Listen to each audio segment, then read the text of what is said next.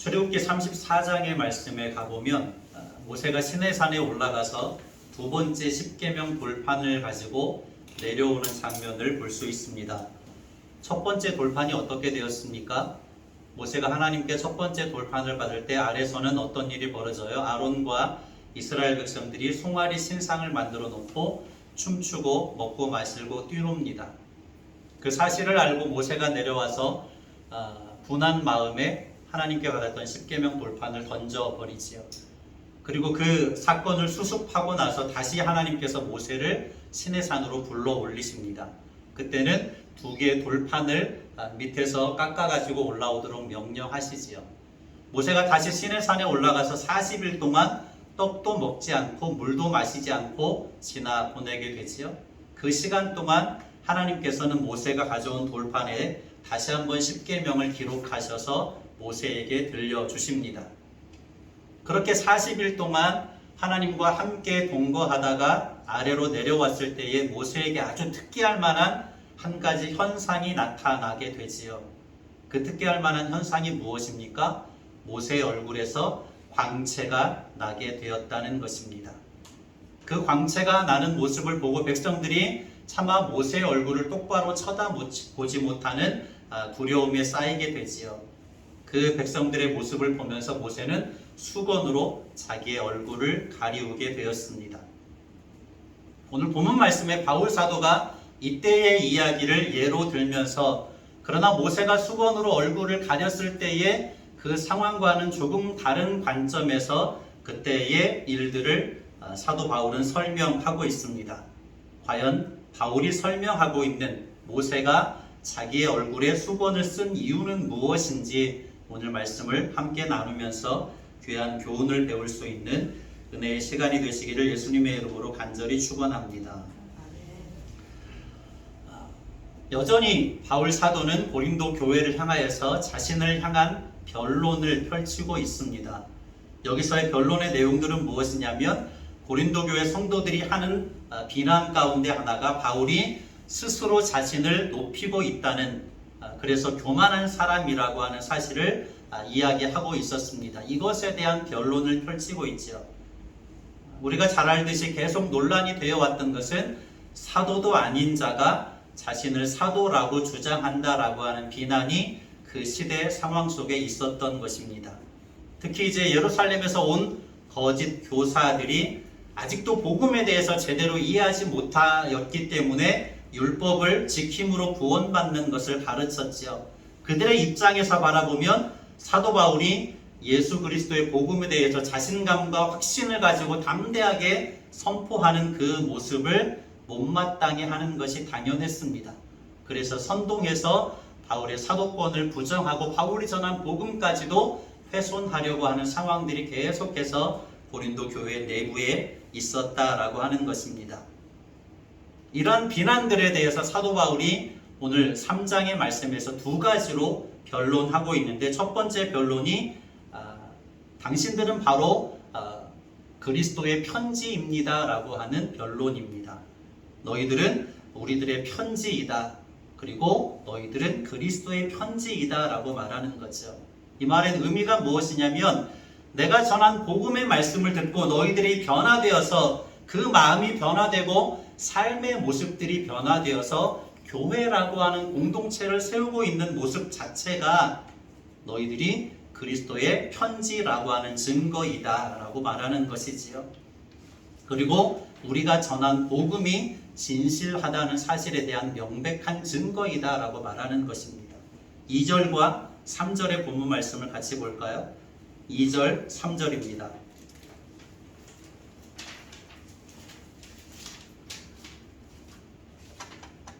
같이요. 너희는 우리의 편지라 우리 마음에 썼고 뭇 사람이 알고 읽는 바라. 너희는 우리로 말미암아 나타난 그리스도의 편지니 이는 먹으로 쓴 것이 아니요 오직 살아계신 하나님의 영으로 쓴 것이며 또 돌판에 쓴 것이 아니요 오직 육의 마음판에 쓴 것이라. 아멘. 무엇이라고 변론합니까? 너희는 우리의 편지이다. 그것은 그리스도께서 쓰신 편지이다. 그리스도께서는 먹이 아니라 오직 성령으로 그 편지를 너희들의 마음판에 썼다. 모세가 율법을 돌판에 쓴 것처럼 돌판에 쓴 것이 아니라 성령의 능력으로 여러분의 마음판에 그리스도의 편지, 복음의 편지가 쓰여졌다라고 말씀하고 있습니다. 그것에 대한 증거는 너희들의 마음 가운데 변화가 일어나고 삶 가운데 변화가 일어나는 모습 자체가 명백한 그리스도의 편지라고 하는 증거이고 우리의 편지라고 하는 증거이다. 이렇게 말씀하고 있습니다.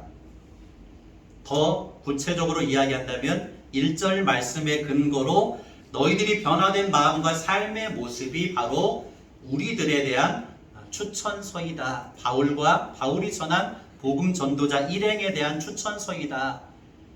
당시에 복음 전하는 전도자들에 대해서는 예루살렘 교회가 일부 무명의 사람들에 대해서만큼은 추천서를 써주어서 이 사람은 우리가 추천한 사람이니 복음을 들어도 괜찮습니다 라고 하는 일들이 있었던 것이죠.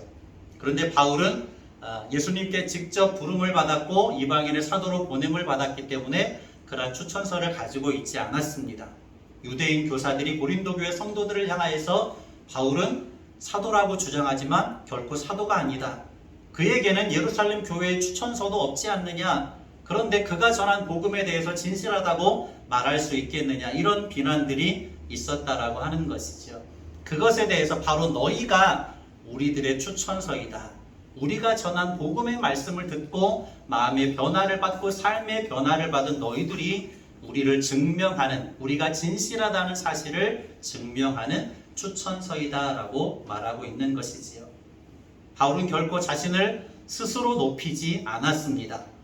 예수 그리스도의 십자가와 부활의 복음에 대한 뜨거운 감격이 있었을 뿐이었고 그 복음이 죽은 생명을 살려내는 능력이라는 사실에 대한 확신과 자신감이 있었을 뿐입니다. 그리고 다메섹 도상에서 부활하신 예수님으로 말미암아 부르심을 받았고 이방인의 사도로 보냄을 받았다는 사실에 대한 자부심과 자존감과 확신이 있었을 뿐입니다. 그 모습이 그렇게 복음의 확신을 가지고 있는 바울의 모습이 확신을 가지고 이방인의 사도로서 고린도 교회 성도들을 향하여 복음을 전하는 바울 사도의 모습이 그들에게는 일면 어떻게 보여줄 수 있었다고요? 스스로 자신을 높이는 사람처럼 보여질 수 있었던 것이지요. 특히 유대인 교사들이 선동하는 모습들 때문에 그러한 일들은 더 강해지게 되었습니다. 사도행전 9장 15절의 말씀을 봅니다. 사도행전 9장 15절입니다.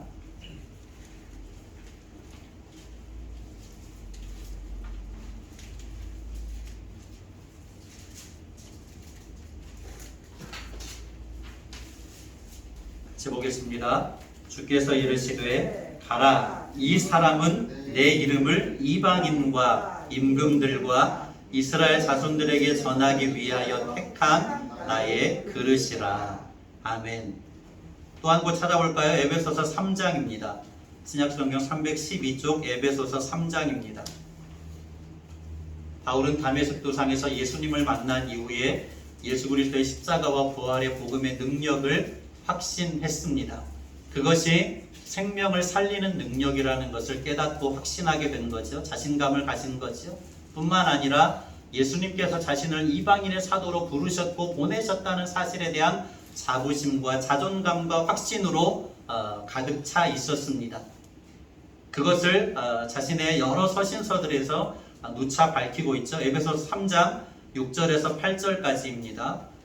6절부터 8절까지 같이 보죠. 이는 이방인들이 복음으로 말미암아 그리스도 예수 안에서 함께 상속자가 되고 함께 지체가 되고 함께 약속에 참여하는 자가 됨이라. 이 복음을 위하여 그의 능력이 역사하시는 대로 내게 주신 하나님의 은혜의 선물을 따라 내가 일꾼이 되었노라. 모든 성도 중에 지극히 작은 자보다 더 작은 나에게 이 은혜를 주신 것은 측량할 수 없는 그리스도의 풍성함을 이방인에게 전하게 하시고. 아멘. 분명한 정체성입니다. 자신이 왜 예수님께로부터 부르심을 받았는지 그 의미를 정확하게 알고 있는 거죠. 이방인들이 복음으로 말미암아 그리스도 안에서 함께 상속자가 되고 함께 지체가 되고 함께 약속에 참여하는 자가 되게 하기 위하여서 하나님께서는 바울을 이방인의 사도로 부르셨다는 거죠. 내가 일꾼이 되었노라, 이방인의 사도의 일꾼이 되었노라. 그리스도의 풍성함을 이방인에게 전하게 하시기 위하여서 예수님께서 나를 일꾼으로 부르셨다, 세우셨다라고 하는 것을 말씀하고 있습니다. 바울의 사도직에 대한 논란은 바울이 사역하는 동안 항상 바울의 대적자들이 문제를 삼는 꼬투리였습니다. 끊임없는 논쟁거리였지요. 바울을 대적하는 사람들이 끊임없이 바울을 괴롭히는 사실이었습니다. 그것이 때로는 스스로 자신을 높이고 있다는 바울이 교만한 사람이라고 하는 빌미가 되기도 했습니다. 너무나도 복음에 대한 확신을 가지고 자신감 있게 전하기 때문에, 이방인의 사도로서의 자신감이 높았기 때문에 그것을 스스로 높이려고 했던 것이 아니라 그 확신이 바울에게 넘쳤기 때문에 많은 사람들에게 그렇게 보여줄 수 있었던 것이지요. 그래서 바울은 내가 이방인의 사도로서 복음에 대한 확신과 자신감을 가지고 너희들에게 전한 것이지 나를 스스로 높이기 위한 것이 절대 아니었다라고 하는 것을 말씀하고 있는 거지요. 예수님께서 이방인을 위한 사도로서 자신을 부르셨고 보내셨다는 사실에 대해서 계속해서 고린도 교회 성도들에게 이야기하고 있습니다. 특히 유대인들 교사들이 바울이 전한 예수 그리스도의 복음을 용납하지 못한 이유가 무엇입니까? 유대인들은 아직까지도 하나님의 구원이 자신들에게만, 유대 민족에게만 열려 있다는 편견에 사로잡혀 있었습니다. 그래서 복음이 이방인들에게 전해지는 것에 대한 그 편견을 가지고 있었던 거죠. 그것을 반가워하지 않았습니다. 사도 바울이 이방인들을 향하여서 복음을 구체적으로 전하기 시작했을 때에 유대인 교사들은 바울을 반발할 수밖에 없는 상황들이 계속해서 펼쳐졌다라고 하는 것이지요. 그런데 바울이 복음에 대한 확신과 자신감을 가지고 이방인의 사도로서의 자신감과 자존감을 가지고 담대하게 복음을 선포하고 있으니 유대인들의 입장에서는 목에 가시와 같은 존재였고, 그들이 전한 복음을 통하여서 많은 이방인들이 하나님께로 돌아오는 것이 굉장히 불편하고 아픈 일이 되고 있었던 것입니다. 그래서 어떻게 해서든지 바울을 끌어내리려고 하는 일들이 벌어지고 있었던 것이지요.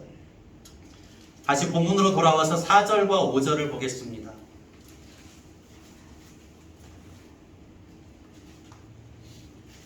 고린도후서 3장 4절 5절입니다.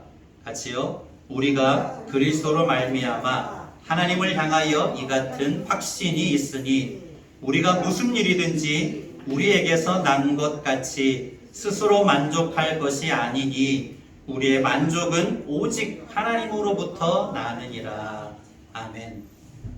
4절 서두 부분에 나와 있는 하나님을 향하여 라고 하는 말씀은 하나님 앞에서 라고 할 수 있습니다.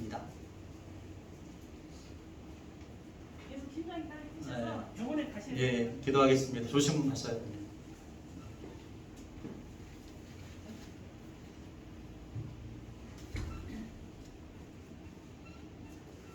사절 서두에 나와 있는 그리스도로 말미암아 하나님을 향하여라고 하는 말은 하나님 앞에서라고 하는 말로 바꿀 수 있습니다. 무슨 뜻일까요? 하나님 앞에서 바울은 자기가 전한 복음에 대해서 한 점 부끄러움도 없다는 것이지요.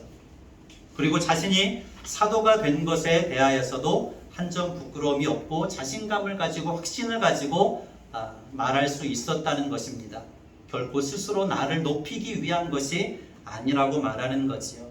오직 하나님 앞에서 나는 부끄러움이 없다. 그 모든 것이 내가 나를 높이기 위해서가 아니라 하나님의 은혜로 주어진 선물이었다.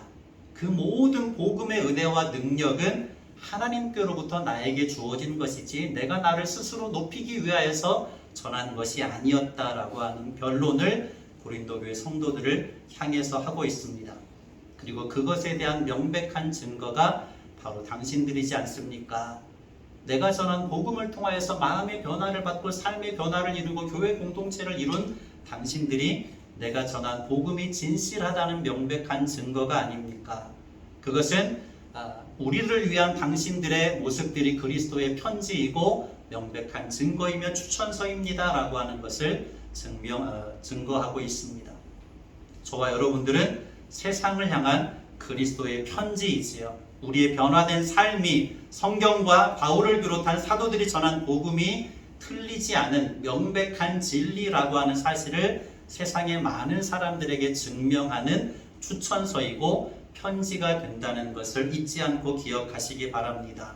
그래서 바울이 가졌던 복음에 대한 자신감과 확신을 가지고 말씀을 살아낼 수 있는 품격 있는 삶을 통하여서 세상을 향한 그리스도의 향기가 되시고 세상을 향한 그리스도의 편지가 되는 저와 여러분의 믿음의 삶이 되시기를 예수님의 이름으로 간절히 축원합니다. 두 번째 단락으로 가보죠. 6절부터는 바울이 두 번째 변론을 펼치는데 그 내용은 무엇이냐면 우리는 새 언약의 일꾼입니다 라고 말하는 것이죠. 우리는 새 언약의 일꾼이라고 하는 사실을 단호하게 이야기하고 있습니다. 그러면서 한 가지 예를 들어서 설명하는데 수건을 쓴 모세의 이야기를 예로 들어서 설명합니다. 서두에서 말씀드렸듯이 모세가 시내산에서 두 번째 십계명 돌판을 가지고 내려왔을 때의 얼굴에 광채가 났습니다. 그리고 그 광채를 가리기 위해서 얼굴에 수건을 썼지요. 바울은 이 사실을 굉장히 독특한 방법으로 이해하고 있습니다. 그런데 그 내면을 들여다보면 바울의 이해가 틀리지 않습니다. 모세가 수건을 쓴 이유에 대해서 이렇게 설명하지요. 13절입니다. 아주 단순하게 모세는 자신의 얼굴에 나는 광채가 모든 백성들에게 불안과 두려움을 주었기 때문에 수건으로 얼굴을 가렸습니다. 하나님께 나아갈 때는 수건을 벗었고 백성들에게 하나님을 전할 때는 하나님의 말씀을 전할 때는 수건을 썼습니다. 백성들이 불안해하고 두려워하기 때문이었지요. 사도 바울은 이 사실에 대해서 독특한 이해와 해석을 하고 있는데 13절입니다. 우리는 모세가 이스라엘 자손들에게 장차 없어질 것의 결국을 주목하지 못하게 하려고 수건을 그 얼굴에 쓴 것 같이 아니하노라. 아멘. 메시지 성경에 좀 더 명확하게 말씀을 이해할 수 있는 내용으로 묘사되어 있습니다. 13절부터 15절까지 내용들을 제가 간략히 정리해 보면 모세가 자기 얼굴에 나타난 영광이 사라져가는 것을 이스라엘 자손이 알아채지 못하도록 하려고 수건을 썼습니다. 그리고 그 수건 뒤에 아무것도 남아있지 않다는 것을 백성들은 전혀 알아채지 못했습니다. 왜냐하면 계속해서 수건을 썼기 때문이죠. 오직 그리스도만이 수건을 벗기셔서 그 뒤에 아무것도 없다는 것을 그들로 직접 보게 하실 수 있습니다. 라고 메시지 성경의 13절에서 15절까지의 말씀을 묘사하고 있습니다. 무슨 이야기냐면 바울이 말하는 장차 없어질 것은 무엇을 말할까요? 6절에 말씀하듯이 율법의 조문입니다. 그리고 그것은 모세의 얼굴에 나타났던 광채이고 하나님의 영광입니다. 그런데 그것은 어떻게 될 것이라고요? 머지않아서 곧 사라지게 될 것입니다. 율법 자체에는 부족함이 없지만 그 율법으로 구원받을 인생들이 단 한 사람도 없지요. 율법에도 영광이 있습니다. 모세에게서 율법을 받아가지고 내려온 모세에게 영광의 광채가 났던 것처럼 율법에게도 영광이 있습니다. 그런데 그것은 어떻게 될 것이라고요? 곧 사라지게 될 것이라고 이야기하지요. 왜냐하면 율법을 주신 근본적인 목적은 죄를 깨닫게 하기 위해서입니다. 이스라엘 백성들에게 하나님께서 율법을 주시면서 동일하게 무엇을 같이 주셨습니까? 성막을 짓게 하시고 제사 제도를 같이 주셨습니다. 여기에는 아주 중요한 의미가 담겨져 있지요. 율법을 통해서는 무엇을 깨달아요? 죄를 깨닫습니다. 자신들이 모두가 다 죄인이라는 사실을 깨닫는 거죠. 그런데 공의로우신 하나님 앞에 죄는 어떻게 됩니까? 반드시 심판을 받게 되어 있습니다. 거룩하신 하나님께로 나아갈 수 없습니다. 통로가 단절이 된 거죠. 그래서 하나님께서 성막 제도를 주시고 제사 제도를 가르쳐 주었습니다. 자신의 잘못을 제물에 손을 얹고 안수하여 기도하고 그것을 잡아서 불에 태워드리고 하나님께 올려드림으로 그 죄를 용서받고 하나님과 교제할 수 있는 통로를 열어주신 것이지요. 율법과 제사 제도를 같이 주셨습니다. 그리고 그 제사의 제도는 궁극적으로 무엇을 보여주고 있습니까?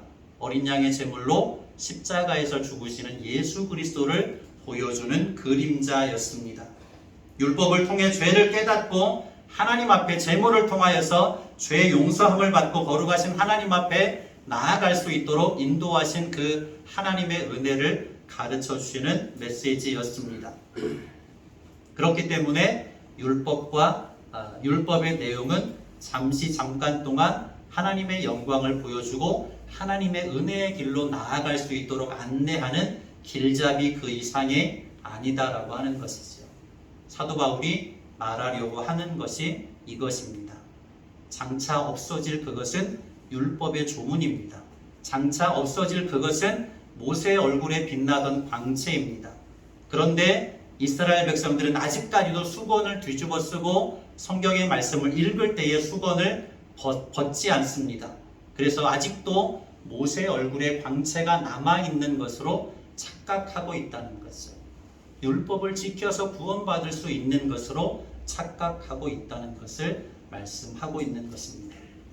그것은 옛 언약의 일꾼이고 자신들은 새 언약의 일꾼이 되었다는 사실을 말씀하고 있습니다. 여기서 사도 바울이 말하는 것은 옛 언약은 잠깐 영광의 광채를 빛나는 것이지만 없어져 버리고 말 것입니다. 그것은 새 언약을, 예수 그리스도로 말미암는 새 언약을 보여주는 길잡이이고 안내자일 뿐입니다. 그것이 옛 언약이지요. 그리고 새 언약이 주어졌는데 예수 그리스도의 십자가와 부활의 복음입니다. 하나님께서는 그 새 언약의 일꾼으로 바울과 복음 전도자 일행을 세우셨다는 것이죠. 새 언약의 일꾼의 의미가 아주 중요한데 이것이 두 번째 변론입니다. 추천서도 없고 교만한 바울이 전한 복음은 가짜라고 선동하는 유대인 거짓 교사들과 그에게 동조하고 있는 일부 고린도 교회 성도들의 반론에 대해서 첫 번째 변론은 당신들이 그리스도의 편지로서 우리가 전한 복음이 진실하다는 명백한 증거입니다 라고 변론했고, 두 번째 변론으로 우리는 새 언약의 일꾼입니다. 유대인 교사들은 옛 언약에 머물러 있을 뿐입니다. 그리고 그것은 정죄하는 것이고 죽이는 것이고 없어져 버릴 광채에 불과합니다. 그러나 우리는 새 언약의 일꾼이고 우리가 예수 그리스도로 말미암아 받게 될 광채는 영원히 사라지지 않을 것입니다. 이것을 말하고 있지요. 그래서 새 언약의 일꾼이라고 말할 때에 새롭다 할 때 새라고 하는 말은 단순히 새롭다는 의미가 아닙니다. 예전 것에 비해서 질적 면에서나 가치 면에서나 모든 것이 새롭게 되었다는 의미를 담고 있습니다. 예전에 그 카니발 자동차에 이름을 붙일 때 똑같은 카니발인데 옛날 카니발에서 새롭게 좀 바꿔서 뭐라고 이름을 붙입니까? 뉴 카니발이라고 이름을 붙입니다. 그런데 외관까지 전체를 다 통틀어서 바꿔버렸을 때 뭐라고 이름을 붙입니까? 올뉴 카니발 뭐 이렇게 이름을 붙이더라고요. 여기서 말하는 새롭게 됐다, 새 언약의 일꾼이다 라고 할 때에 새라고 하는 말의 뜻이 올뉴라고 하는 말입니다. 옛 언약의 것을 옛 언약이 할 수 없었던 모든 것을 새 언약이 완벽하게 이루어냈다라고 하는 의미를 가지고 있는 것이지요. 그리고 그 새 언약의 일꾼이 바로 우리이다 라고 말하는 거죠. 내가 나 스스로를 높이는 것이 아니라 우리가 전하는 언약의 복음 그것 자체가 고귀하고 가치 있는 것이다. 이것을 말하고 있는 거죠. 새 언약은 돌판에 쓴 것이 아니라 마음판에 쓰여졌습니다. 그것은 먹물로 쓴 것이 아니라 무엇으로 쓰여졌어요? 그리스도의 영이신 성령으로 쓰여졌습니다. 그 영광은 사라질 것이 아니라 영원한 것이지요. 그것은 옛 언약처럼 율법의 조문처럼 정죄하고 죽이는 것이 아니라 자유하고 살리는 것입니다. 유대인들은 아직까지도 수건을 쓰고 있기 때문에 모세에게서 사라져버린 영광의 빛을 깨닫지 못하고 있는 거죠. 그 율법의 조문에 아직까지도 매여 있다는 것을 말씀하고 있습니다. 14절을 다시 볼까요?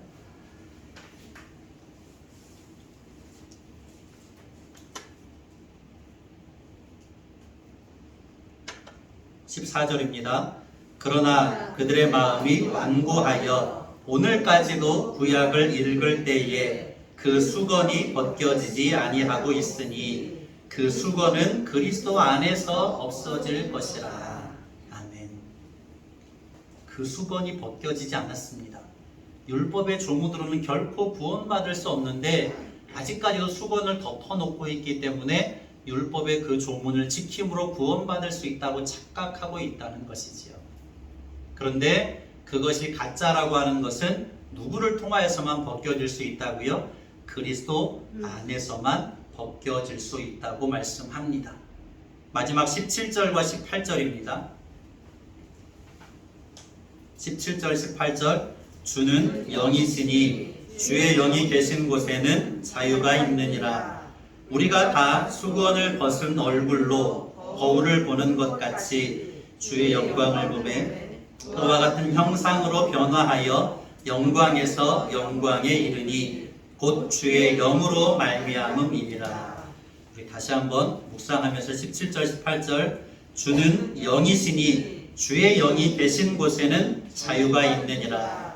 우리가 다 수건을 벗은 얼굴로 거울을 보는 것 같이 주의 영광을 보매 그와 같은 형상으로 변화하여 영광에서 영광에 이르니 곧 주의 영으로 말미암음이니라. 아멘.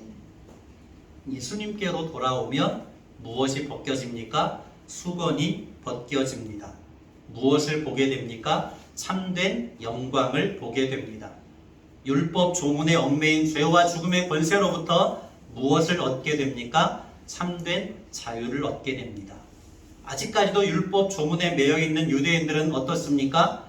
그 율법의 틀에 구속되어서 자유를 누리지 못하지요. 그러나 그리스도 안에 있으면 그 수건이 벗겨지고 참된 자유함을 누리고 죄와 죽음의 권세로부터도 자유함을 누리게 될 것이다 라고 말씀하지요. 우리의 죄된 옛사람이 예수님의 십자가 대속의 은혜를 힘입어서 날마다 믿음으로 소멸되고 예수님과 연합된 새 사람의 모습으로 선명해질 때 그 영광은 더욱더 아름답게 빛나게 될 것이고 그것을 우리 안에 살아계셔서 도우시는 분이 누구시라는 뜻입니까? 성령 하나님이라는 뜻이지요. 그것이 18절의 말씀 속에 담긴 중요한 의미입니다. 결론의 말씀을 드리지요. 바울은 자부심이 남달랐습니다. 자존감이 남달랐습니다. 무엇에 대한? 새 언약의 일꾼이라고 하는 사실에 대한 자부심과 자존감이 남달랐습니다. 복음에 대한 감격과 뜨거운 확신이 있었습니다. 그 뜨거운 확신과 자신감을 가지고 담대하게 복음을 전하는 모습이 일부 바울의 대적자들에게는 교만한 사람으로 보여지기도 했습니다. 그러나 스스로 자신을 높이기 위한 것이 아니라 복음에 대한 자부심과 자존감이 남달랐기 때문에 보여지는 현상이었습니다. 저와 여러분에게도 이와 같은 감격과 확신이 또 자존감이 있으시기를 예수님의 이름으로 간절히 축복합니다. 교회를 향하여서 세상이 비호감이라고 이야기하죠. 부정적이라고 이야기합니다. 목사님들도 함께 모이면 앞으로 교회가 어떻게 될까? 교회가 큰 위기이다라고 서로 이야기합니다. 교회의 선한 영향력이 타 종교에 비해서 급격하게 감소하고 있다고 이야기하죠. 교회마다 주일학교에 대한 어려움을 겪으면서 한국교회가 미래가 너무나도 어둡다라고 하는 결론을 내리고 있는 시절이라고 할 수 있습니다. 그러나 그럼에도 불구하고 여전히 교회는 죽은 세상을 살릴 수 있는 유일한 능력인 것을 우리는 반드시 믿어야 할 줄로 믿습니다. 죽은 세상을 살리는 유일한 소망은 교회이며 교회 안에 있는 예수 그리스도의 생명의 복음입니다. 이것에 대한 자부심과 자존감과 뜨거운 감격과 확신을 저와 여러분이 회복할 수 있으시기를 예수님의 이름으로 간절히 축복합니다. 그리하므로 오늘의 시대를 살아가는 새 언약의 일꾼으로서 그리스도의 편지로서 세상을 향한 그리스도의 향기로서의 믿음의 삶을 살아가는 목양교회 공동체가 되시기를 다시 한번 축복합니다. 고마우신 아버지 하나님 감사합니다. 사도 바울은 예수 그리스도의 복음에 대한 뜨거운 확신과 감격이 있었습니다. 예수님을 만나고 이방인의 사도로 부르심을 받았으며 보냄을 받았다는 확신이 그의 내면에 뜨거운 자존심이었고 자부심이었습니다. 많은 사람들에게 이러한 자부심을 가지고 복음을 전하였을 때에 많은 사람들이 하나님께로 돌아왔지만 일부 사람들은 바울이 교만한 사람이라고 비난하기도 했습니다. 아버지 하나님, 그러나 바울이 자신감을 가질 수 있었던 것은 예수 그리스도의 십자가와 부활의 복음이 영원한 생명의 복음이기 때문이었습니다. 아버지 하나님, 오늘의 세상을 살아가는 우리 목양교회 공동체가, 한국교회 공동체가, 세계 열방의 교회 공동체가 이와 같은 바울 사도의 자부심과 자존감을 회복할 수 있게 하여 주시옵소서. 세상이 아무리 교회를 비난할지라도, 교회를 인정하지 않을지라도 죽은 생명을 살리는 유일한 소망이 예수 그리스도의 복음이며 교회 안에 있다는 사실을 깨닫고 자부심을 가지고 자존감을 가지고 믿음의 삶을, 거룩한 삶을, 품격 있는 삶을 살아나아갈 수 있는 우리 목양교회 공동체가 되게 하여 주시옵소서. 간절히 소원하옵고 예수님의 이름으로 기도드립니다. 아멘.